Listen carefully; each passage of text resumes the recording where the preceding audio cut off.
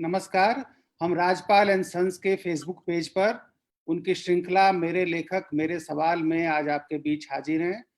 आज जो लेखिका जिस लेखिका से हम आपके सवाल मेरे माध्यम से पूछे जाएंगे वो हम सब की जानी मानी लेखिका नासिरा शर्मा जी हैं। नासिरा शर्मा जी को मेरी उम्र इतनी जरूर नहीं हुई है, लेकिन मैंने सबसे पहले इनको जब पढ़ना शुरू किया था उसके 40 साल हो गए हैं।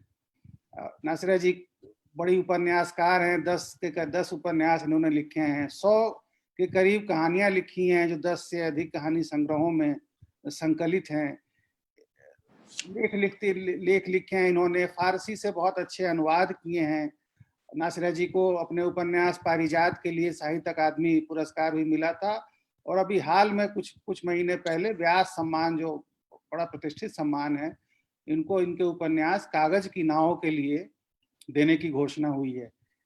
नासिरा जी के सिर्फ उपन्यास ही नहीं और कहानियां ही नहीं, नासिरा जी ने दूसरे माध्यमों के लिए भी काम किया है। टेलीविजन के लिए धारावाहिक लिखे हैं। मुजफ्फर अली साहब के लिए इन्होंने कई फिल्में लिखी हैं। तो बहुत एक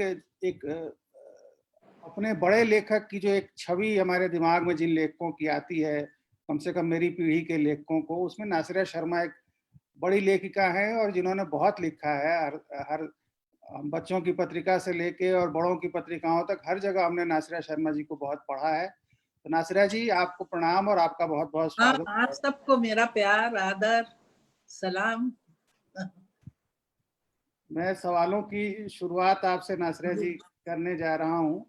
ये पहला सवाल जो मैं आपसे पूछूंगा, ये सवाल ट्विटर पे पूछा गया था आपसे। आपके एक पाठक ने, उन्होंने ये पूछा था कि आपने अजीत सिंह परिहार जी के 2 सवाल है, लेकिन जो पहला सवाल है, मैं एक सवाल है, उस सवाल से आज की बातचीत आपसे शुरू करना चाहता हूँ। अजीत सिंह परिहार जी ने जो सवाल पूछा है वो मेरा भी सवाल है। देखिए, आपकी जो मातृभाषा है वो हिंदी है।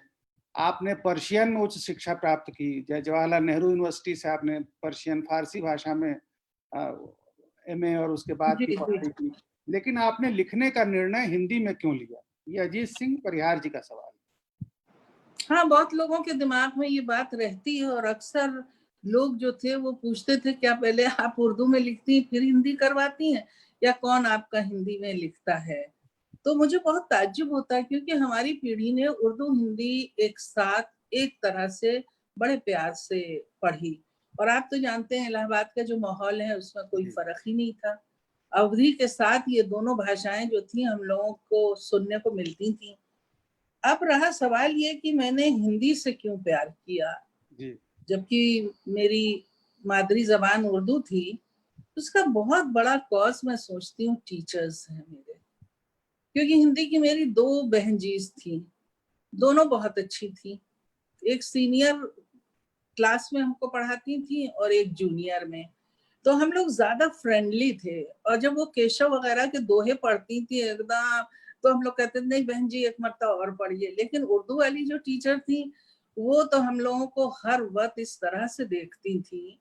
देखिए, किशोर अवस्था में बड़ी बंदिशें, वैसे भी हम लोग तमीजदार लड़कियां थे, लेकिन वो बड़े टॉन्ट में कहती थी। और उर्दू से मेरा दिल चोट खाया उस दिन जिस दिन मेरी किताब, मेरे किसी काम में 1-2 गलतियां थी, तो उन्होंने मुझे भरे क्लास में खड़ा कर दिया और कहा कि अच्छा, तो ये उर्दू के प्रोफेसर की बेटी और कत्ले आम शुरू, हर एक का कत्ल करती जा रही हो। मतलब उनका मतलब था कि गलतियां हैं। तो मुझे लगा ये कौन साहब हैं जिनको लेके मुझे इतना प्रताड़ित किया जा रहा है। उनको तो मैंने देखा ही नहीं, क्योंकि मेरे वालिद जो थे वो बचपन में गुजर गए, उनकी कुछ छवियां थी। तो धीरे धीरे हमारे स्कूल की जो लड़कियां थी, यकीन कीजिए उन्होंने संस्कृत तक में एमए और पीएचडी ली। इतनी ज्यादा हम लोगों के ऊपर टीचर का असर हो गया था। और कुबराबाजी जो थी वो रास्ते में मिल गई, तो उन्होंने कहना शुरू किया कि सर पे दुपट्टा नहीं है।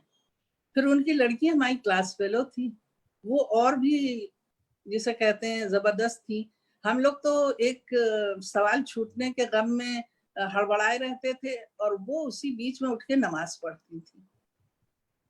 आप देखिए तो अकबर इलाहाबादी का खानदान था, जी ठीक है, तो ये प्यार जो था वो टीचर्स का दिया हुआ, और फिर हम लोग हिंदी में निकल गए और लिखना मेरा हिंदी में शुरू हो गया।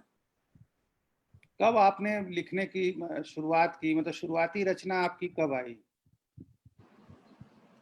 देखिए शुरुआती तो मैं कहूंगी कि स्कूल में कंपटीशन होता था, मैगजीन थी, वो हर एक की शुरुआत ऐसे ही होती है। लेकिन जो मेरी पहली कहानी थी वो तो बच्चों से मैंने शुरू की राइटिंग अपनी, और उसके बाद मैंने तकरीबन 67 या 66 में 2 कहानियां निकली थी। एक अमरकांत जी ने छापी थी जी और एक हमारे कमलेश्वर जी ने छापी थी, बुतखाना।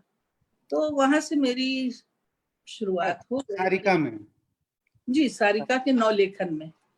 अभी मैंने आपका परिचय देते हुए आपकी किताब का जिक्र किया था कि आप जब ईरान इराक का युद्ध चल रहा था उस दौरान आपने ईरान से रिपोर्टाज लिखे थे जहां फव्वारे लहू रोते हैं। जी जी लेखन ने उस समय साप्ताहिक हिंदुस्तान और धर्मयुग दोनों ऐसी पत्रिकाएं थी जो घर घर पढ़ी जाती थी, 79-80 के करीब की बात है। तो उस धारावाहिक के माध्यम से आपने ईरान के समाज को दिखाया और उसने आपको एक लेखक की बड़ी अलग पहचान दी।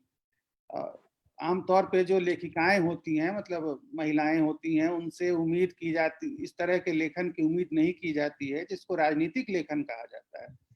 और आपका पहला ही उपन्यास जो है, ये सवाल क्योंकि किसी ने पूछा नहीं है इसलिए मैंने सोचा कि मैं यहीं से आपसे बातचीत शुरू करूं। जी जी क्योंकि एक नदियां सात समंदर उपन्यास 1984 में आपका आया था और पहला उपन्यास, और उस उपन्यास की पृष्ठभूमि जो है वो ईरान है। ईरान के 7 लड़कियों की, 7 सहेलियों की कहानी है वो। और मुझे याद आया कि उस उपन्यास पे उस दौर में बड़ी चर्चा हुई थी। हम लोग बड़े हो रहे थे, स्कूल में आ गए थे और कौन से लेखक बड़े हैं इसका हम अंदाजा इससे लगाते थे कि उनके बारे में पत्र पत्रिकाओं में जी कितनी चर्चा होती है। तो सब बहुत सारे लोगों ने लिखा था, लेकिन मुझे याद आता है जो सबसे अच्छा लेख श्रीलाल शुक्ल जी ने लिखा था।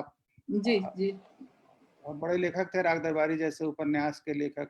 और श्रीलाल जी ने उस उपन्यास की तुलना सोल्जेनित्सिन और जॉर्ज ऑरवेल के राजनीतिक उपन्यासों से की थी और कहा था कि ये उस कोटि का राजनीतिक उपन्यास है। जी और मुझे नहीं लगता है कि हिंदी में किसी और लेखिका ने, एक मनु जी के उपन्यास महाभोज का एक जिक्र करते हैं, राजनीतिक विषय पे उपन्यास ही बहुत कम लिखे गए हिंदी में। और लेखिकाओं ने तो संयोग से दोनों लेखिकाएं हैं जिनके उपन्यास मुझे ध्यान आते हैं। लेकिन मुझे जो जिज्ञासा होती है वो इस बात की होती है कि आपने पहला ही उपन्यास एक ऐसे विषय को लेकर शुरू किया था जो जिस विषय पे हिंदी में नहीं लिखा जाता है। और मुझे आश्चर्य इसका होता है कि एक बड़े राजनीतिक, बड़े कलेवर का वो उपन्यास सिर्फ राजनीति का ही बड़ा उपन्यास नहीं है। वह उपन्यास ईरान की जो सत्ता परिवर्तन हुआ था, जो शाह को हटा के खुमैनी की, उस पृष्ठभूमि को, क्रांति की पृष्ठभूमि को लेकर भी लिखा गया किसी भाषा का शायद पहला उपन्यास। उस उपन्यास को जिस तरह से, मतलब आप अब एक नदियां सात समंदर की लेखिका बहुत आगे निकल आई हैं, उसको आप किस तरह से याद करती हैं? और उस उपन्यास को जिस तरह का म्यार उसको, मतलब राजनीतिक उपन्यासों में जो म्यार उसको मिलना चाहिए था वो नहीं मिला, मुझे ऐसा लगता है। आपको कैसा महसूस होता है? मुझे लगता है जब वो आया था तो उसको विशिष्ट उपन्यास कहा गया था, और उसको उस वक्त का जो सबसे अच्छा इनाम था जो 9 लेखन वालों को मिलता था, राधा कृष्ण प्रकाशन के जो शुरुआत जिन्होंने की थी उनके नाम से था। इसके ऊपर विष्णु प्रभाकर जी ने लिखा, नागर जी ने लिखा, डॉक्टर लाल ने लिखा, ऐसा कोई भी बड़ा लेखक और संपादक नहीं था जिसने न लिखा हो। लेकिन आपको मैं एक बात बताऊं, आज भी ये बहुत ज्यादा पसंद किया जाता है। और एक चीज क्यों ना मैं एक दिलचस्प वाकया आपको बता जी दूं। जी मैम। क्योंकि जैसे आपने बहुत सारी चीजें कही कि मैं पूछ रहा हूँ, तो मैं बताना चाहती हूँ कि जब इसको राधा कृष्ण वालों का इनाम मिल गया, विशिष्ट उपन्यास इसका कहा गया, तो भारती जी का फोन आया और एक कार्ड आता था, याद है आपको, जी धर्मयुग जी से। जी तो उसमें लिखा था, नासा जी बहुत बहुत बधाई, और आप अपनी तस्वीर और कुछ अपने बारे में लिख के भेज दीजिए। तो उस वक्त मैं मुजफ्फर अली की एक फिल्म में बतौर साइड हीरोइन काम कर रही थी, अंजुमन, अच्छा। जिसको राही मासूम रजा साहब ने लिखा था। तो उसके उसके लिए मैं जाने वाली थी डबिंग के लिए, तो मैंने कहा मैं आ रही हूँ, तब मैं आपसे बात करूंगी। फिर मैं उनके यहाँ गई और मैंने कहा कि वो इनाम डिक्लेयर हुआ था लेकिन मिल किसी और को गया है। तो ये पहला सदमा था पहले नॉवेल के साथ। तो भारती जी ने जितने प्यार और खुलूस से कहा था, कोई बात नहीं, ऐसा होता है। लेकिन ये बात मैंने मुंह से इसलिए नहीं निकाली कि कोई जरूरत इसकी नहीं महसूस की मैंने, और ना कभी इसको एक इशू बनाया कि मेरे साथ ऐसा हुआ। लेकिन ये धक्के, ये परेशानियां, ये सब चीजें आपको बड़ी ऊर्जा देती हैं। अब सवाल ये है कि ईरान पे ये चीज कैसे आ गई। ईरान पे एज ए स्टूडेंट में गई थी और एक दूसरे तरह का ईरान मुझे मिला। उसके ऊपर मैंने बहुत अच्छी कहानियां भी लिखी हैं जो संसार और शामी कागज में है।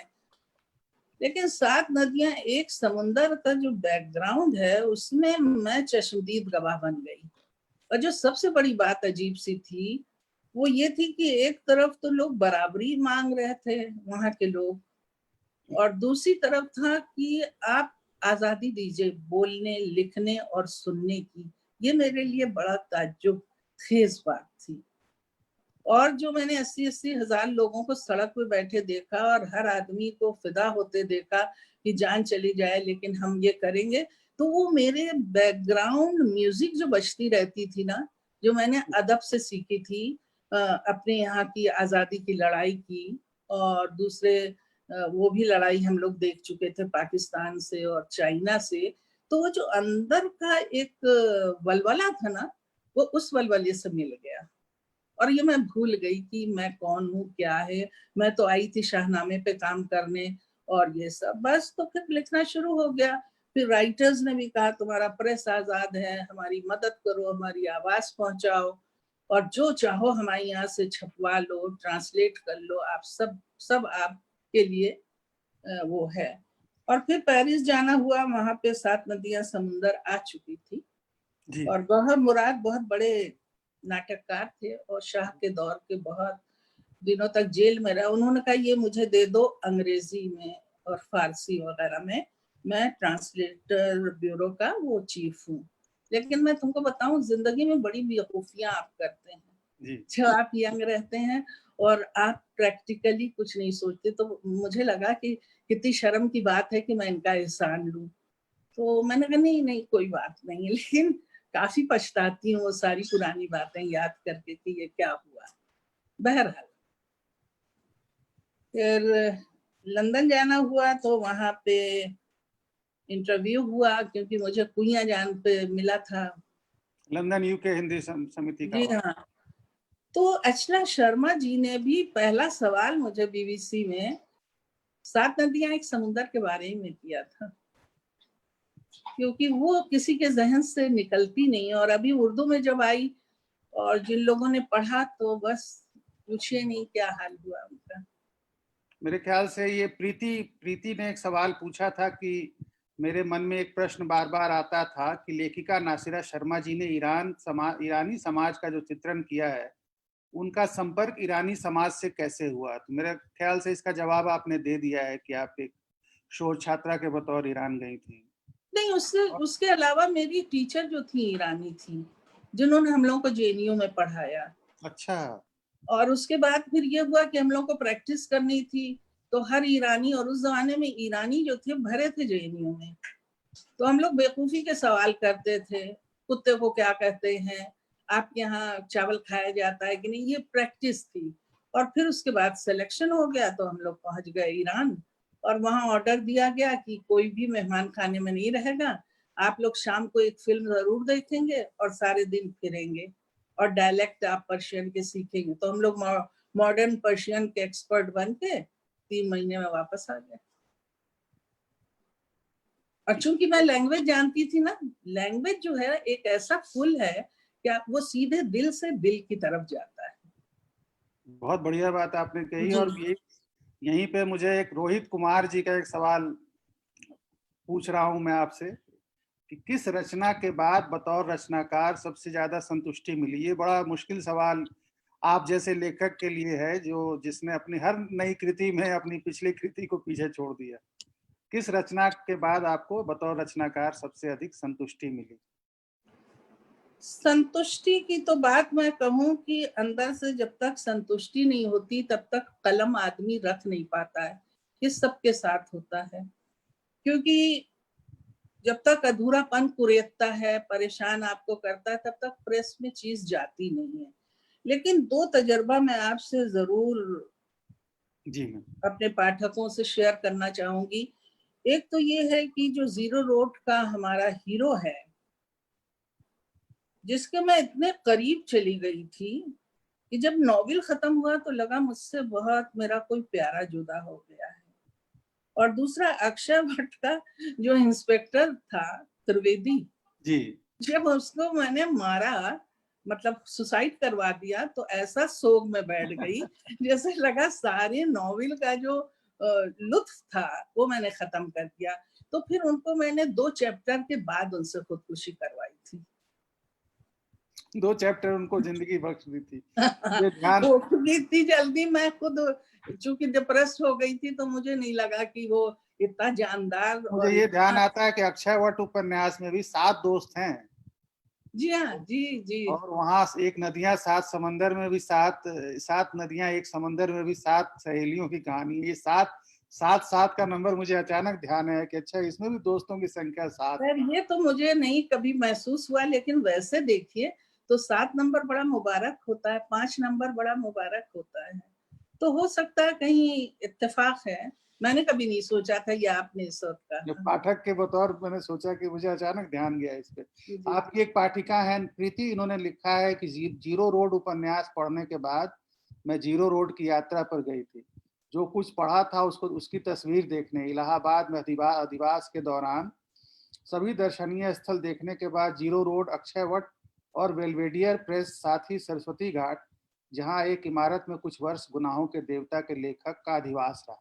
मतलब इनका कहना है कि इन्होंने अक्षयवट और जीरो रोड पढ़ने के बाद इलाहाबाद में उन जगहों को जाके देखा। ये तो होता वो है। तस्वीर भी लाई थी, मेरे घर की तस्वीर भी खींच के लाई थी। अच्छा। ऐसे मतलब पाठक और ऐसे रिसर्च स्कॉलर जरा कम ही देखने को हो मिलते हैं, जो अपने काम में तो मगन रहते ही हैं, साथ ही लेखिका की जिंदगी में दाखिल होके उन जगहों में जाते हैं जहां जहां वो चीजें हैं। ये बहुत कम लोगों के साथ नहीं, जीरो होता रोड है। जब से आपका उपन्यास मैंने पढ़ा उसके बाद से संयोग से मुझे इलाहाबाद जाने का मौका नहीं मिला है। मेरे दिमाग में, मेरे अंदर भी ये जिज्ञासा थी कि जीरो रोड में ऐसा क्या था कि आपने मतलब एक मोहल्ले को पूरा उपन्यास का रूप दे दिया। एक्चुअली इलाहाबाद की सबसे पहली सड़क जीरो रोड थी और उसका कोई नाम नहीं था, तो उन्होंने जीरो रोड रख दिया। तो जीरो रोड अपने में भाई मशहूर था, क्योंकि हम उसी सड़क पे सुबह से शाम तक चलते थे, कॉलेज स्कूल सब जगह जाना। और जिस मोहल्ले का मैंने जिक्र किया चक का, वो भी बहुत इंटरेस्टिंग था। शुरू में तो हम लोग मजलिसों वगैरह में जाते थे वहां पे, और शियों का बहुत बड़ा वहां जमघटा था, खानदानों का। मानसरोवर वहां सिनेमा हॉल था। और जो चक था वहां पे एक वकील साहब रहते थे। जब हमारे मकान का झगड़ा हुआ इलाहाबाद के, तो जी। वकील साहब के पास जाना होता, तो वहां की पूरी जो भौगोलिक और पूरी लैंडस्केप था वो बहुत इंटरेस्टेड था। तो मैंने कहा मेरा हीरो यहीं से अब चलेगा, दुबई जाएगा। वहां से शुरू जी होकर दुबई तक जाता है। और जी। अक्षयवट में तो इलाहाबाद आपके अंदर बहुत बसा हुआ है। एक शहर पे 2 उपन्यास आपने लिखे, अक्षयवट उपन्यास। अक्षय वट को लिखने का ये भी था कि मैं यंग लोगों को लेके बहुत परेशान थी, और जब मैं इलाहाबाद जाती थी तो जो बच्चे बात करते थे वो किसी की नहीं, वो गुंडों की बात करते थे कि भाई ऐसे लग रहे थे, भाई ने चुटकी बजाई का 2 जूस के ग्लास लाओ। तो ये सब चीजें मुझे परेशान करती थी कि ये क्या है। तो शुरुआत मेरी ये हुई कि इन लोगों ने जो जुल्म से गुंडागर्दी शुरू की है, तो इनके साथ जुल्म किसने किया, वहां से बात शुरू होती, फिर बेकारी पे आती है, फिर पुलिस की टकराहट पे आती, फिर आजादी पे आती है। वो बहुत फिर चलता चला गया, और पूरा इलाहाबाद जो है उसके नाम बदल गए हैं, लेकिन असली नाम जो तारीखी नाम है उसके साथ वो नॉवेल इसलिए भी मेरे लिए इम्पोर्टेंट है कि सुलाखी हलवाई जो थे वो कहाँ पे थे।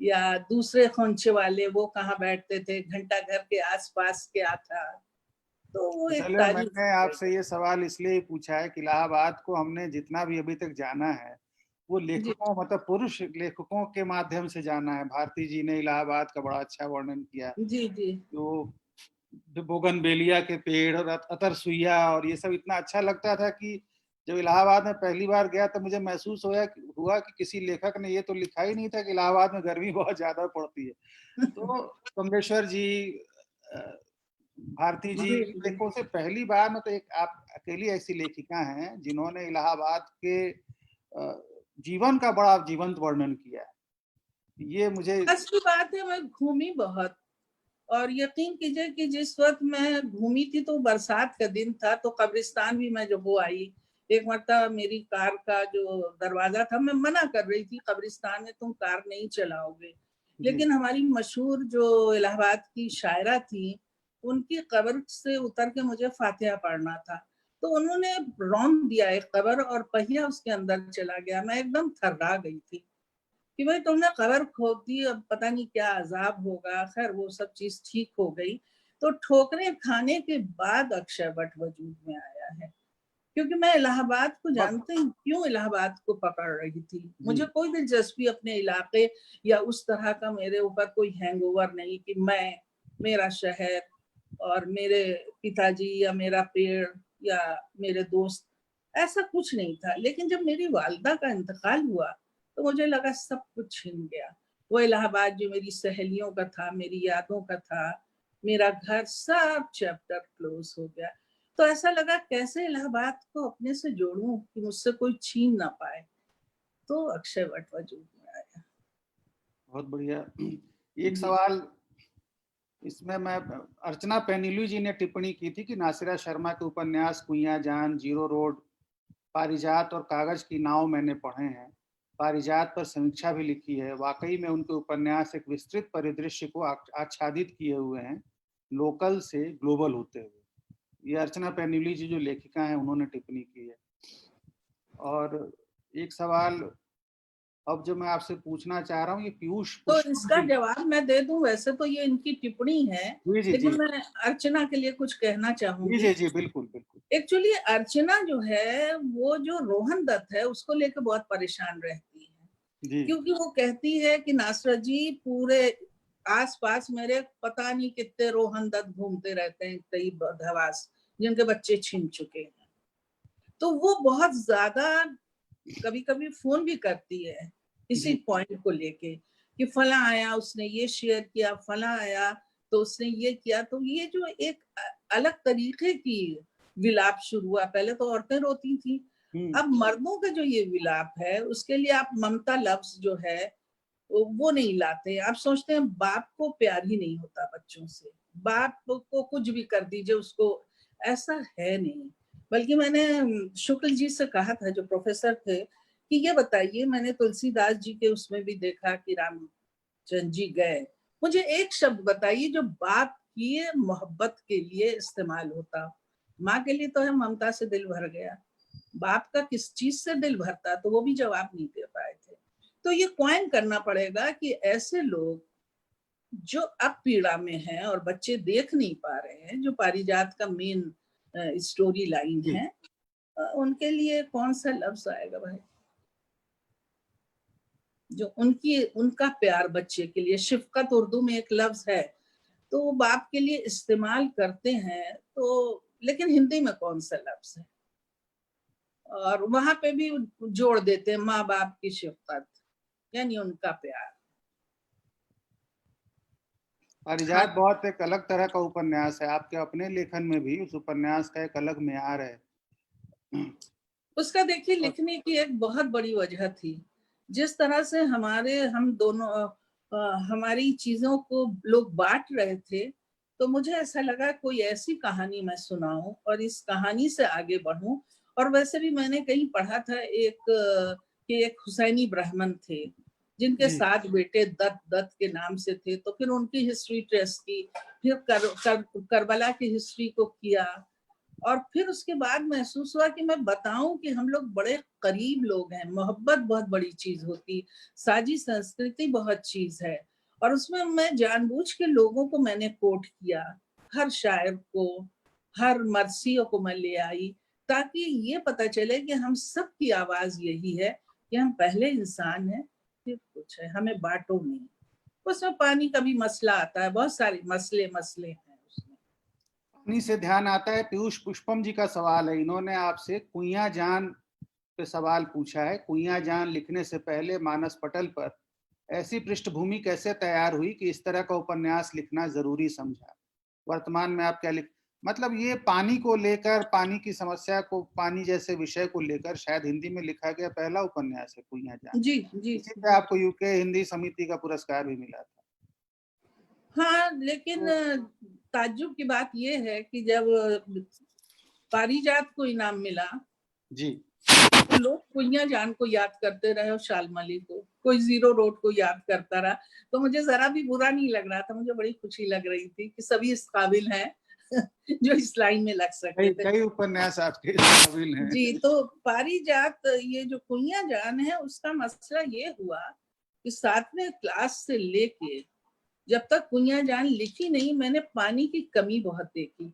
शिलोंग में, मिजोरम में, नागालैंड में, जेएनयू कैंपस में और इलाहाबाद, जहाँ 2 नदियां लबालब भरी थी, तो और वहां पे साहब पानी जो है आपको निचोड़ के मिल रहा है टाइम से, तो धीरे धीरे वो चीज भर रही थी। और अचानक मैं मिजोरम में एक दिन बैठी हुई थी और बादल कमरे से आ जा रहे थे और हल्की हल्की बूंदाबांदी भी चल रही थी लगातार।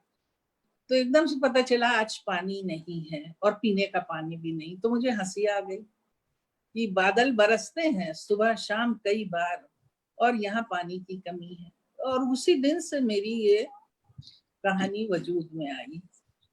तो 200 पेज तो मैंने वहीं मिजोरम में रह के लिखे थे। उसके बाद तो फिर चीजें बढ़ती रही उसमें। आपका पटना भी उसमें आ गया, बिहार की बाढ़ भी उसमें आ गई, राजस्थान के वो लोग भी आ गए जो वैसा पानी पी के जिनके पैरों से कीड़े निकलते थे। गरज की पूरी जिसे कहते हैं पूरी दुनिया के प्रॉब्लम्स को उसमें लाके किया। और जो नदियां जोड़ने की बात थी उसकी भी मुखालफत मैंने उस नॉवेल में की, बल्कि इसके लिए मैं प्रेसिडेंट से मिली थी। कौन थे प्रेसिडेंट उस समय? अपने कलाम साहब। और उनसे नहीं भेजा मैंने, सबको था और कहा था कि आप मुझे टाइम दीजिए, मैं पानी के मसले पे बात करना चाह रही हूँ आपसे। किसी ने नोटिस ही नहीं ली, यहाँ तक कि किताब का भी एक थैंक्स नहीं आया। लेकिन कलाम साहब का 1 साल बाद आया और 20 मिनट दिए थे। हाँ, मुझे तो याद है। होती जी, आपने लिखा था कहीं, मुझे याद आ गया वो। हाँ उसका लिखा था। फिर उन्होंने कहा नहीं ऐसा नहीं है। मैंने कहा आप सोचिए, इतना पैसा मत डालिए, क्योंकि हैदर कनाल जो है वो गोमती को गंदा कर रही है। और नवाब हैदर ने तो बहुत जबरदस्त प्रोजेक्ट किया था गंगा और गोमती को मिलाने का, लेकिन ज्योग्राफिकली वो फेल हो गया टोपोग्राफी के लिहाज से। तो ये अजीत सिंह परिहार का एक सवाल और था जो रह गया था, और ये सवाल आजकल बहुत ज्यादा हर जगह उठ रहा है कि क्या, किस तरह का साहित्य होना चाहिए, क्या साहित्य नहीं है। अजीत सिंह परिहार का सवाल है कि वह कौन सी चीजें हैं जो किसी कृति को साहित्यिक बनाती हैं। आखिर हम बहुत सारी कृतियों को असाहित्यिक भी तो कहते हैं, तो इसलिए इनका ये सवाल बड़ा मौजू हो जाता है कि आपके हिसाब से ऐसी क्या मैं चीजें। इसको साहित्यिक और असाहित्यिक तो आलोचक जाने और वो सब जाने। मुझे ये लगता है जिसमें कहानीपन है और जिसमें कुछ जीवन मूल्य हैं, जिसमें इंसान की बातें कही गई हैं, वो जो है वो किसी तरह से आ जाता है अंदर, जिसमें भाषा भी हो, सभी चीज हो, कला हो और वो।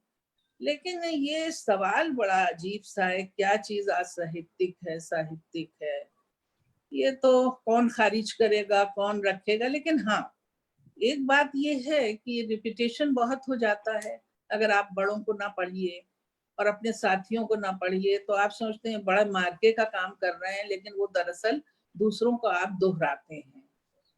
और दूसरी बात ये है कि कोई अटपटी सी बात लिख के आपने ये इंसिस्ट करना शुरू कर दिया, नहीं ये मैंने अपनी आंखों से देखा, ये पूरी सच्ची घटना है, इससे आप क्या साबित करना चाह रहे हैं?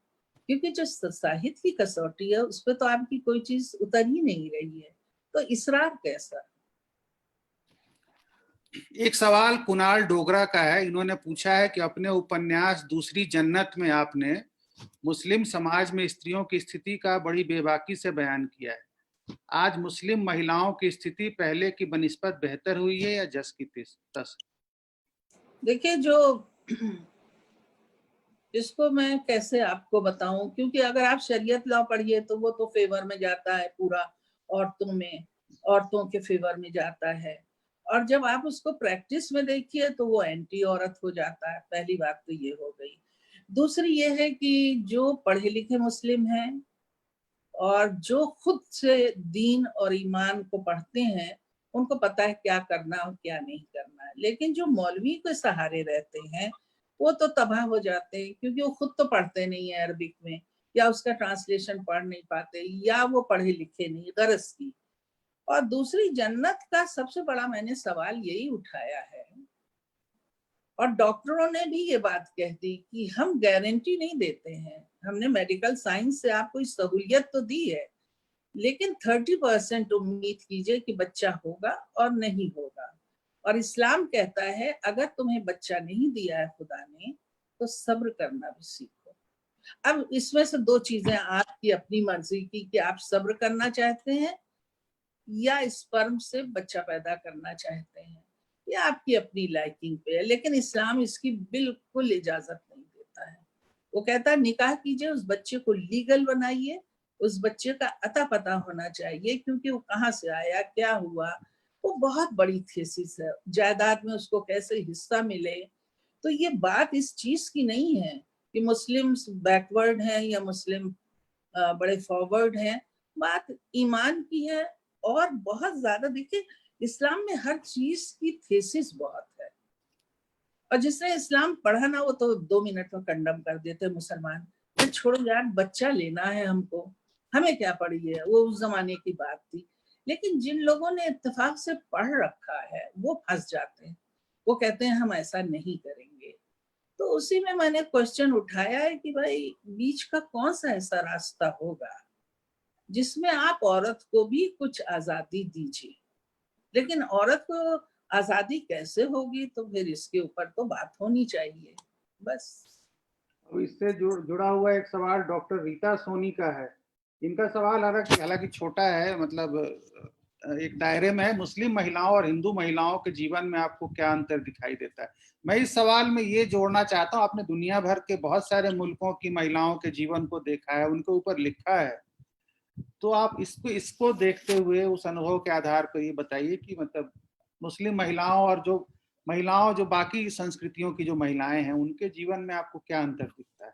देखिए, अगर आप 20-25 साल पहले या 30 साल पहले ये सवाल करते तो मैं इसका जवाब देती। और ये सवाल का जवाब मेरी 2 नॉवेलों ने दे दिया, एक ठीकरे की मंगनी ने, एक शालमली ने। ठीकरे की मंगनी में इस्लाम जो इजाजत देता है कि आप अपना साथी खुद चुनिए, और निकाह के से पहले ही इनकार कर दीजिए, नहीं तो निकाह के वक्त इनकार कर दीजिए। तो महरूख कहती है कि मैंने अपना हक जो है माना और अपने मंगेतर को वो छोड़ देती है। लेकिन शालमली जो है वो फंस जाती है सिंदूर, मंगलसूत्र और शादी की भी देखिए अपनी चुनौतियां और बंदिशें, और बहुत चीज प्रैक्टिकली होती है। वो पढ़ी लिखी है लेकिन वो इसी तरह के सवाल करती है, क्या करूं मैं? तो मैं ये कहूंगी कि कानूनी तौर से, शरीयत के तौर पे औरत मुस्लिम आजाद है, और हिंदू औरत को वो आजादी नहीं मिली हुई थी। लेकिन अब इतने दिनों से लड़ते लड़ते हिंदू औरत भी तलाक लेने लगी है, हिंदू औरत भी बातें करने लगी, जमाना करवट बदल रहा है। तो अब ये कहना कि मिडिल ईस्ट को पता है, क्योंकि वहाँ निज़ाम जो है वो इस्लाम पे है, उनको इस्लाम जो है जबानी रटा हुआ है, कुरान शरीफ जो है एक एक हर्फ वो जानते हैं, तो वो 3-5 नहीं करते हैं। जो कुछ होता है, और आज़ादी वहाँ औरतों को बहुत है, और सारी औरतें बुर्के में नहीं रहती। आप मिडिल ईस्ट में फिलिस्तीनी औरतों को देखिए, आप सीरियन औरतों को देखिए, आप इराकी औरतों को देखिए, और इधर जब आ जाइएगा मिडिल ईस्ट से निकल के तो आप ईरानी औरतों को देखिए, अफगानी औरतों को देखिए, बहुत जबरदस्त इंटेलेक्चुअल, इंजीनियर, डॉक्टर, ये। लेकिन जब न्यूज में चीजें आती हैं तो वो कॉमन आदमी की आती हैं। अब जैसे देखिए, कुछ दिन पहले हमारे यहाँ फसाद हुआ था, तो उसमें तो कॉमन आदमी मरा ना, गरीब। अमीर लोग तो सुरक्षित रहे, चाहे वो हिंदू हो चाहे मुसलमान हो। तो उससे ये अंदाजा करना कि हिंदुस्तान में सिर्फ गरीब रहते हैं या अनपढ़ रहते हैं या कारखानदार रहते हैं, वो एक तरफा सोच हो जाती है। और औरतें तो हिंदुस्तान में इतनी कमाल की राइटर्स वगैरह गुजरी हैं, जो हवाई जहाज खुद से चलाती थी, उनके पास लाइसेंस था। हैदराबाद में पूरी की पूरी आकाश गंगा थी राइटर्स की। तो अगर आप पास्ट में जाइए तो आप धक से रह जाएंगे कि अरे ये मुसलमान औरत है। और जब बंटवारे के बाद, जमींदारी टूटन के बाद आप मुसलमान औरतों को देखते हैं, तो आपको लगता है कि भाई बहुत ही पिछड़ापन है। अब वो पिछड़ापन भी नहीं रह गया है। अब बात सवाल आ गई है पहचान की, तो अब वो हिजाब आ गया है। हिजाब के खिलाफ मैं भी थी कि आप क्यों इतना अपने को बांध के रखते हैं, लेकिन अब सब हिजाब करने लगी। हालात कोरोना ने ऐसे पैदा कर दिए कि सबके चेहरे जो हैं वो ढके रहने लगे। तो मजेदार तब्दीलियां हो रही हैं। तो ये है, क्योंकि कोई भी बात किसी के धर्म या किसी कौम के बारे में तब कहिए जब आपको शुरू से और आखिर तक आपको सिलसिला पता हो, वरना खामोश रहना सबसे अच्छी बात है। मैं आपको बताऊं, मुझे बड़ा दिलचस्प लगता है, एक से एक अच्छी लेखिकाएं और लेखक जो अपने वॉल पे कुछ लिखते हैं, तो ये मुसलमान जाहिल कैसे निकलता, मेरे कलम से नहीं निकल सकता, चाहे वो जैसे भी हो। क्योंकि मैं हिंदुओं को जानती हूँ, कई शक्लें हिंदुओं की हैं, कई परतें हैं, कई वर्ग हैं। मैं कैसे पूरी कौम को जाहिल कर दूं? ये मुझे इनकी जहालत बड़ी। इतना इतने सालों से हम लोग रहते आ रहे हैं, ना इज्जत करना सीखें और ना भाषा का कंट्रोल करना सीखें और ना एक दूसरे। लेकिन हम लोग जानते हैं हिंदुओं के बारे में सब कुछ, ट्रांसलेशन के जरिए उर्दू में, उर्दू के हिंदू लेखकों के जरिए से। महाभारत खुले आम आती है, लेकिन करबला की लड़ाई आपको दिखाई नहीं जाती है। तो हम तो महाभारत, और शायद राही मासूम रजा इतना शानदार महाभारत के डायलॉग्स या जो भी उन्होंने लिखा वो लिख ही नहीं सकते थे, क्योंकि उनके पीछे करबला की लड़ाई थी। और यही तो मुसलमान कहते हैं कि यहाँ पे उन्होंने उस किरदार के डायलॉग्स को जिंदा कर दिया। तो महाभारत देखने वाले जो मुसलमान थे उसमें करबला भी देख रहे थे। तो ये जो परतदार संस्कृति हमारी है, उसको नए लोगों को भी समझना चाहिए। ये आप सही कह रहे हैं। मैं जब सियासतदानों को नहीं कहती हूँ, हमारे और आपके बीच में ये पर्दा कैसा है, आप सही कह रही हैं। जब आपको साहित्य अकादमी का पुरस्कार मिला था तो मुझे ये पढ़ के बड़ा अफसोस हुआ था कि कई जगह पर लिखा हुआ था कि पहली इस पुरस्कार को हासिल प्राप्त करने वाली पहली मुस्लिम महिला लेखिका, पहली मुस्लिम लेखिका। तो मुझे देखिए, जिनके दिमाग में ये दुख था, ये भी मैं खोल के बताऊं कि शानी साहब को नहीं मिला, राही मासूम रजा साहब को नहीं मिला, तो वो बहुत दिनों से कह रहे थे कि ये ज्यादती हो रही है। हिंदी सम्मेलन में किसी मुसलमान को नहीं ले जाते ये लोग, मैं नहीं गई कभी। तो उस वक्त ये बहुत बड़ी चर्चा का विषय था और बहुत सारे इंटेलेक्चुअल इस बात पे एतराज कर रहे थे। आपको भी याद होगा 15 साल पहले।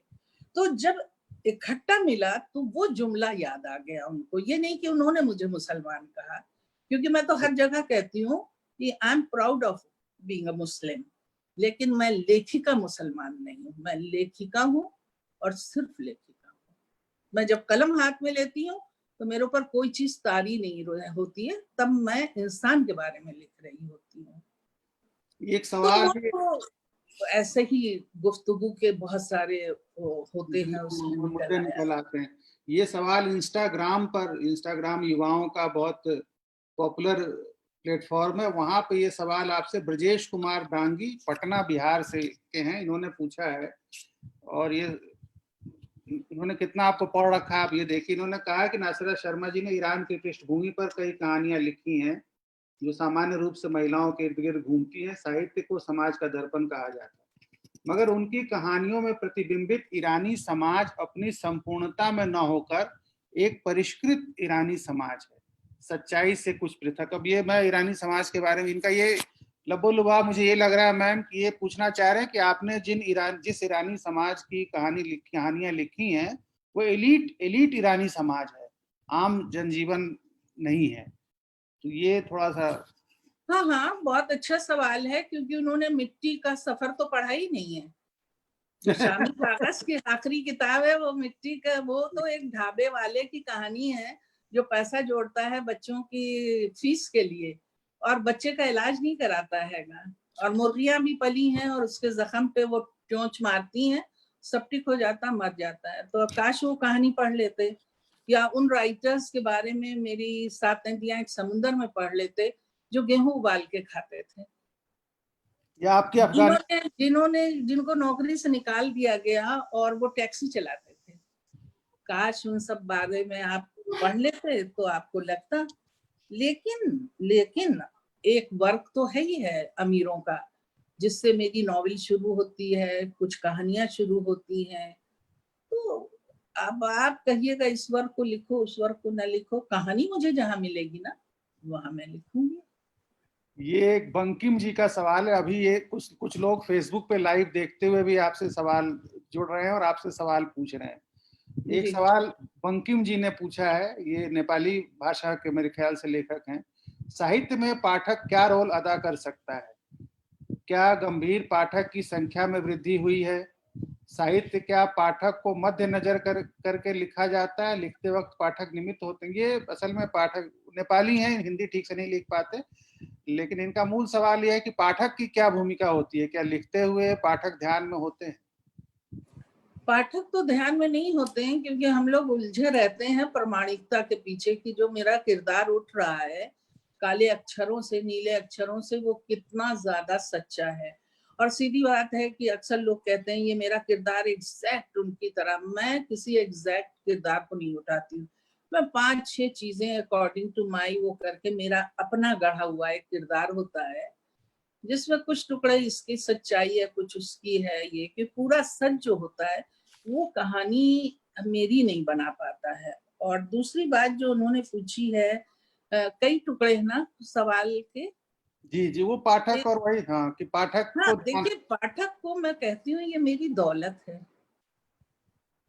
पाठक दौलत है मेरी, और पाठक ना होंगे तो फिर बात कैसे बनेगी। और देखिए हमारे साहित्य को अगर पाठक नहीं ले जाएंगे, जो मुझे शिकायत है पिछले 20-25 साल से कि मैं जिन टॉपिक पे लिखती हूँ और मैं सोचती हूँ कि ये हमारे समाज का ज्वलंत है, उसको क्यों नहीं उन प्रश्नों को लेके पाठक आगे जाता है।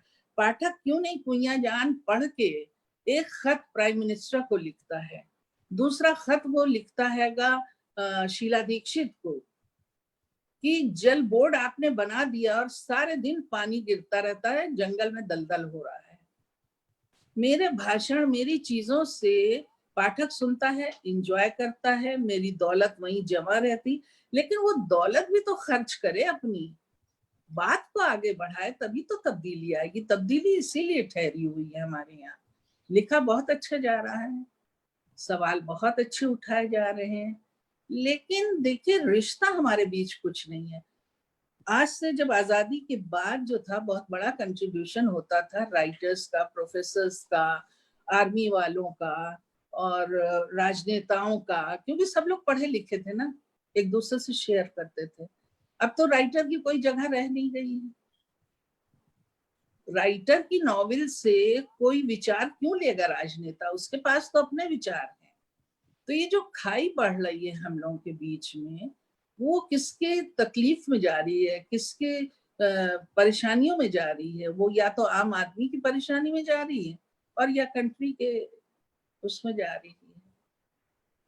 अच्छा, आपका एक उपन्यास है जिसकी चर्चा मुझे याद आता है, मैं 2 साल पहले आपसे मिला था जब गोरखपुर में, तब जी आपने मुझे उस उपन्यास का जिक्र किया था। और फिर आज आपसे मैं वो सवाल पूछ रहा हूँ। शब्द पखेड़ू आपका एक उपन्यास है। हाँ जी जी। शब्द पखेड़ू जो बहुत ही एक अलग दुनिया का उपन्यास है। इंटरनेट की दुनिया के माध्यम से जितने तरह के फ्रॉड हो रहे हैं, जितने तरह के झूठे रिश्ते बन रहे हैं, जितना जितना एक इस आभासी दुनिया में जितने तरह का झूठ है, उसको लेकर आपने उपन्यास लिखा। बड़ा दिलचस्प उपन्यास है। इसको ये आइडिया आपको कैसे आया, और आप क्या इंटरनेट फेसबुक वगैरह इतना यूज करती हैं जिससे आपको इतना ख्याल आया? मतलब बहुत अलग सब्जेक्ट है इसका। एक्चुअली शुरू तो मैंने किया था जी फेसबुक के ऊपर, और चूंकि मैं दुनिया के कुछ मुल्कों में घूमी हूँ और गहरे रिश्ते हम लोगों के बने, इंग्लैंड के लोगों से अभी तक बने हुए हैं, चाहे वो साहब जो सिधार गए हो तो उनके बच्चों से है। तो हम लोग का, मुझे एकदम से गलतफहमी ये थी कि दुनिया में सब लोग अच्छे हैं। मैं आपको बताऊं तो जब बाहर वालों के फ्रेंडशिप का वो आता था तो मैं उसी भोलेपन से ये रिएक्ट करती थी कि हाँ ये है, और हम तब ये थे और ये खाना होता था। मुझे फिश एंड चिप्स बहुत पसंद है, या ईरान का, या मिलिट्री के किसी अफगानिस्तान का आ गया। तब मैं ये सोच नहीं रही थी कि ये हिंदुस्तानी है और ये गलत तरीके की तस्वीर लगा के कहीं और पहुंचाना चाह रहे हैं। तो ये सब जो तजर्बे हुए ना, उससे मैं शॉक्ड हो गई। फिर बहुत सारे खबरें आने लगी अखबारों में कि बी केयरफुल, और फिर कुछ और नोटिसेस हुई कि आर्मी वालों की तस्वीर के साथ औरतें जो हैं वो धोखा खा जाती हैं और जेल जाती हैं। तो मुझे लगा ये टॉपिक बहुत अच्छा है। और सबसे बड़ी बात है कि आपके लिए इंटरनेट जो है वो उम्मीद तो जगाता है, बहुत अच्छी दुनिया में ले जाता है। सुबह से शाम तक आपका दिल नहीं घबराएगा। लेकिन जब होश में आपको आते हैं तो कोई पहचान के माँ बाप भी नजर नहीं आते, घर भी नजर नहीं आता। तो ये कई लेवल के ऊपर मैंने इस नॉवेल को, है तो छोटा सा जी लेकिन उसको उठाया है कि दो बच्चियां हैं, एक जिंदगी के यथार्थ से टकरा के निकलना चाहती है और एक छलांगे लगाना चाहती है। तो उसकी छलांगे कोई बुरी नहीं है, लेकिन टकरा के फिर वो संभल जाती है कि ये सब चीजें झूठ है। और देखिए यहाँ पे मैं सिर्फ ये कहना चाहती हूँ उन लोगों से जी जो ये कहते हैं कि छपे शब्द का कोई मूल्य नहीं है। एंड मैं इसी बात पे कहती हूँ कि वो छपा होता तो वो लड़की पकड़ लेती उसको, वो तो हवा में गायब हो गया।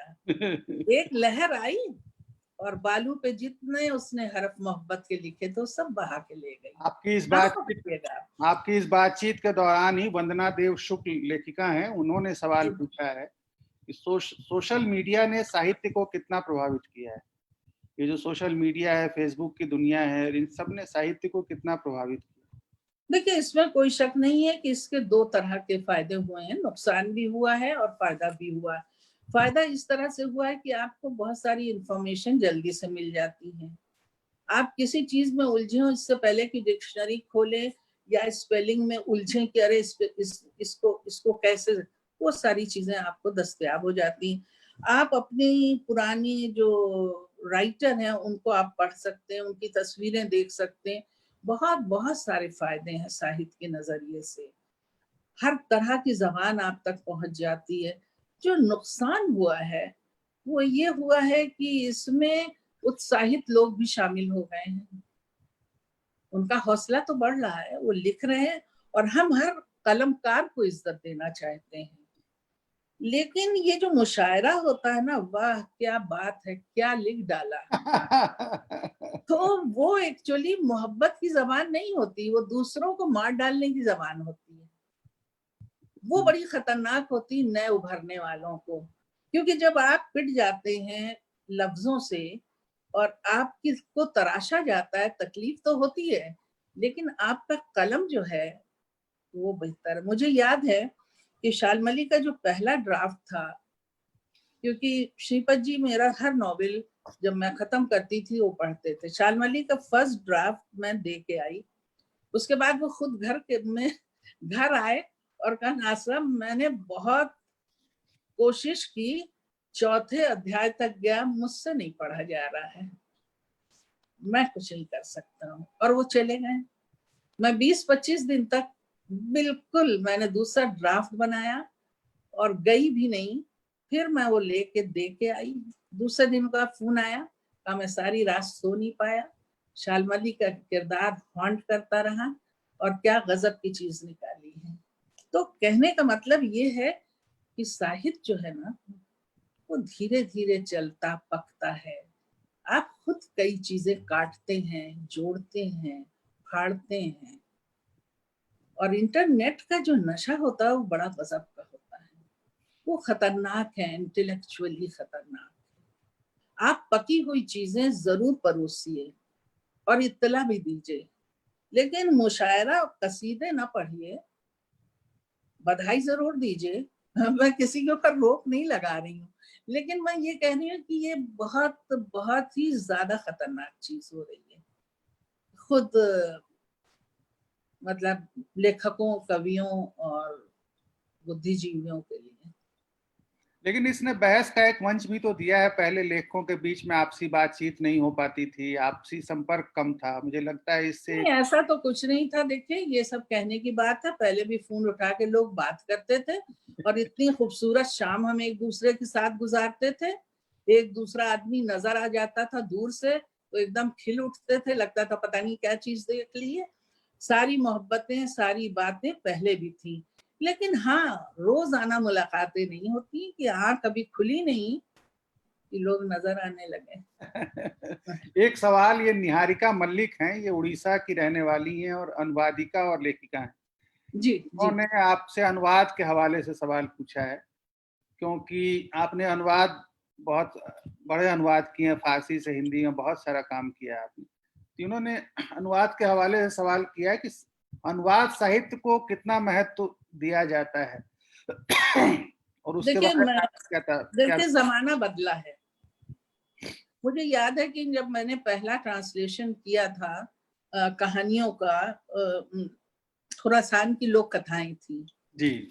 तो वो पांडुलिपि नामवर सिंह साहब तक पहुंची, तो उन्होंने, डॉक्टर शर्मा, मुझसे तो कोई ज्यादा उनका रब्जब था नहीं, वो एज अ कुलीग वो कहीं मिले थे डॉक्टर शर्मा से, तो उन्होंने कहा था खुदा के वास्ते नासिर शर्मा को रोकिए, वो ट्रांसलेशन में ना फंसे। ट्रांसलेशन लाजवाब किया है, वो अपनी कहानियां लगती हैं, लेकिन ट्रांसलेटर का नाम उनके साथ नहीं जोड़ना चाहिए। तो ये आलम से मैंने ट्रांसलेशन कभी रोका नहीं, क्योंकि अंदर की चाहत थी, अरे इतनी अच्छी चीज है, इसको अपनी भाषा में ले आओ और लोगों तक पहुंचाओ। मुझे लगता है कि ये बहुत बड़ा नेक काम है, ये बहुत बड़ी नेमत है कि आप ट्रांसलेशन के जरिए दूर बैठे हुए इंसान की तपकन को महसूस करते हैं, उसके मुल्क को जानते हैं। इससे बढ़ के कोई बढ़िया बात नहीं, और अगर अच्छा ट्रांसलेशन है तो समझिए कि क्या बात है। अब जैसे शाहनामा है, जब मैंने शाहनामा पढ़ा पहली कहानी, मैं एकदम, मेरा बचपन जो था अंदर से आ गया रुस्तम के पीछे, और मैंने उसकी 10 कहानियां ट्रांसलेट की। और जो पढ़ता है, कितने लोगों ने पढ़ा और कितने उसके संस्करण निकले। तो मुझे लगता है कि जो एक नई जनरेशन पुरानी चीजों से दूर भागती, वो फिर आ जाती है ट्रांसलेशन के जरिए। तो ट्रांसलेशन एक बहुत बड़ा इंसानी सेतु है, जो हम बिना एक दूसरे के आमने सामने बैठे एक दूसरे को जान लेते हैं। अब मैं कुछ सवाल आपसे आपके दूसरे कामों के मामले में पूछना चाहता हूँ। जी, आपने ये टेलीविजन सीरियल्स लिखे हैं, आपने शालमली पे सीरियल बना था, सरजमीन, वापसी, टेलीविजन सीरियल्स लिखे हैं, और आपने कुछ फिल्में मुजफ्फर अली साहब के लिए कुछ डॉक्यूमेंट्रीज लिखी हैं। अभी आपने बताया कि आपने एक्टिंग भी की है उनकी किसी फिल्म में। थोड़ा इस दुनिया के लेखन के बारे में बताइए, टेलीविजन पर लिखने का अनुभव आपका कैसा रहा और फिल्में बनाने का आपका अनुभव कैसा रहा, और वो आपको बतौर लेखक उसने आपको कितना समृद्ध किया या नुकसान किया। देखिए, ऐसा है, बहुत सीधी बात है कि मैंने कभी ये बात रोशन ही नहीं की कि मैं लिखती हूँ, या मुझे बहुत प्राउड फील हुआ कि मैंने सीरियल्स के लिए लिखा या मेरे चीजों पे सीरियल बना। इसको मैंने कभी किया नहीं। ये इत्तेफाक से बायोडेटा मुझे देना पड़ा कहीं पे, तो वहां पे मेरी सारी चीजें हो गई और लोगों को पता चल गया। जैसे कश्मीर पे मैंने 60-70 के करीब चीजें लिखी, लेकिन किसको पता है? किसी को नहीं पता। पहली 3-4 कविताएं मैंने लिखी जिसमें रमा पांडे जी ने उस कविताओं के ऊपर किया। ये वो दौर था जब आतंकवाद शुरू हो रहा था। मैं चाहती तो जो कश्मीर पे लिख रहे थे उनके मुकाबले में खड़ी हो सकती थी, लेकिन मुझे जरूरत महसूस नहीं हुई, और ना वो मेरे राइटर को उसने कोई चीज ऐसी दुनिया ऊपर दे दी। बल्कि मैं ये कहूंगी कि जो मैं कहना चाहती थी वो उन कहानियों में, उन डायलॉग में मैंने कहीं भी एक भी लाइन हल्की नहीं लिखी। और इत्तेफाक से जिन लोगों के साथ मैं काम करती थी वो पास भी करवा लेते थे, तो आराम से चलता रहा सिलसिला। लेकिन इसको मैंने कभी प्रथम श्रेणी में या अपनी पहचान ये सब करने की मैंने कोशिश नहीं की, जबकि मैंने ढेरों इंटरव्यू लिए और बहुत सारी परिचर्चाओं में मैंने साथ दिया, गांव-गांव घूमी, मोहल्ले-मोहल्ले घूमी, सबसे इंटरव्यू लिया। तो सबका जिक्र मैं नहीं करती हूँ, लेकिन इत्तेफाक से बात अब खुल गई जो मेरा बायोडेटा आया। नहीं, मुझे लगता है आपने जैसे विभाजन पे भी नॉवेल लिखा है, जिंदा मुहावरे आपका जो नॉवेल है वो पार्टीशन को लेकर है। पार्टीशन पर हिंदी में बहुत लिखा नहीं गया है। वो मतलब क्या कैसा अनुभव था, कोई परिवार का, कोई समाज का, कोई ऐसा अनुभव था नहीं, जिसमें एक्चुअली उसके ऊपर यादव जी ने बड़ी क्रुएल्टी की थी। जो जुमला लिखा था उसको मैं बाद में कोट करूंगी, जी लेकिन मेरे खानदान से कोई नहीं गया। पहली बात तो ये साफ कर दूं। और दूसरी बात ये है कि हिंदी में बहुत लिखा गया विभाजन पे। पंजाबी राइटर्स जो थे, सिंधी राइटर्स जो थे, इन लोगों का तो सीधा सीधा टुकड़े दिल के कटे और घर जो है बटे। तो इन लोगों ने बहुत लिखा। और भीष्म जी का तो है ही है, जो कुछ है वो सभी लोगों ने सीरियल के जरिए देखा। मैंने जो जिंदा मुहावरा लिखा उससे जी पहले मैं एक कहानी सरहद के इस पार लिख चुकी थी। जब मैं बड़ी हुई तो मुझे अजीब सा लगा कि जो लोग चले गए हैं तो चले गए हैं, जो रह गए हैं वो इतने प्रताड़ित क्यों हैं। तो मैंने रेहान एक किरदार था, उसको लेके मैंने कहानी लिखी और उसमें अकबाल के बहुत सारे मैंने चैप्टर जलवाए भी, शायरी वायरी के, कि जो पाकिस्तान का ख्वाब देखता है वो क्या है। बहरहाल तो वो कहानी बहुत ज्यादा पसंद की गई और लगातार मैं अपने से सवाल करती थी कि बात क्या है कि जो मुसलमान अपने ही वतन में हैं उनको उखाड़ने के ये मुट्ठी भर लोग हैं, ये क्यों हर वक्त कोशिश करते रहते हैं। भाई वो अपने वतन में रह रहे हैं जी और जिन लोगों को अपनी अपनी भगदड़ी थी वो भाग गए बिना समझे हुए कि बंटवारा हो गया है और वो हिंदुस्तान का हिस्सा समझ के चले गए। और जो पॉलिटिकल लोग थे या वो लोग जो बड़े अवसरवादी थे जिन्होंने यहाँ की जायदाद के सारे कागजात वहां जमा किए और बड़ी कोठियों के मालिक बन गए, और यहाँ जमींदार उन्मूलन की वजह से हिंदू मुसलमान जमींदार जो थे वो तबाह हो गए। तो इन सब को लेके मैंने जिंदा मुहावरे की बुनियाद डाली। और जिंदा मुहावरे का एक चैप्टर कराची पे है और एक चैप्टर जो है वो फैजाबाद के गांव से उठता है। जी और उसमें जो है हमारी जो है सुंदरी काकी भी हैं। और जो दिलचस्प हकीकत है कि मुसलमान जमींदार के हलवाए हिंदू होते थे और हिंदू जमींदारों के हलवाए और काम करने वाले मुसलमान होते थे। वो मिक्स जो साझी हमारी संस्कृति मिली जुली थी उसको मैंने अवधी भाषा के डायलॉग के साथ उठाया। नाम मैंने इसलिए इसका जिंदा मुहावरे रखा कि एक जगह मैंने पढ़ा था कि कुछ जबानें ऐसी होती हैं जो मर जाती हैं अपने वक्त के साथ, लेकिन उनके कुछ मुहावरे जो हैं वो दूसरी भाषा में जिंदा रहते हैं, यानी जिंदा मुहावरे। जिंदा मुहावरे। जी, तो मुझे ऐसा लगा कि क्या खूबसूरत नाम है अगर मैं इसका रख दूं। भाई जो लोग यहाँ रह गए तो वो रह गए, वो तो उनका मुल्क था। जो वहां चले गए वो शरणार्थी कहलाए।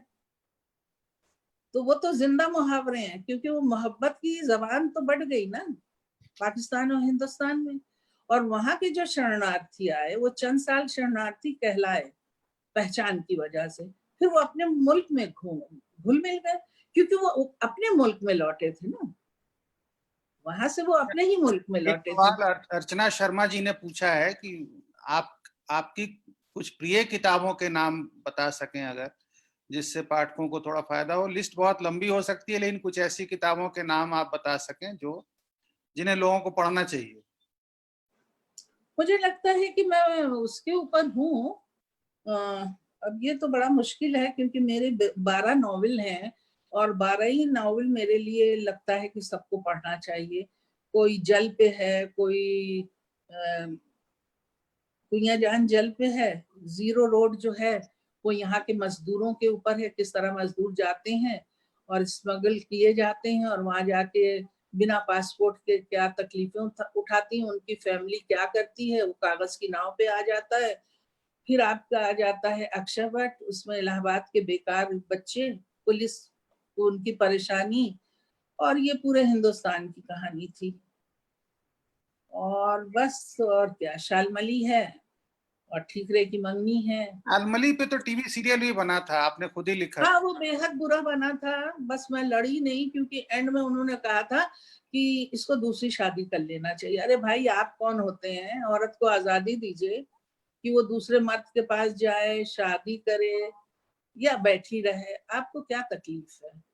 तो लेकिन अब उसमें मुझे था कि कोई फायदा नहीं, क्योंकि आखिर बन गया था, सीरियल बन गया था। और वो आखिरी सवाल अंत में आपसे पूछने को, इतना आपका लेखन विपुल है, आपके इतने विविध विषयों पे आपने लिखा है, इतनी विविध विधाओं में आपने लिखा है कि आपसे अनंत बातचीत हो सकती है, लेकिन आखिरी सवाल जो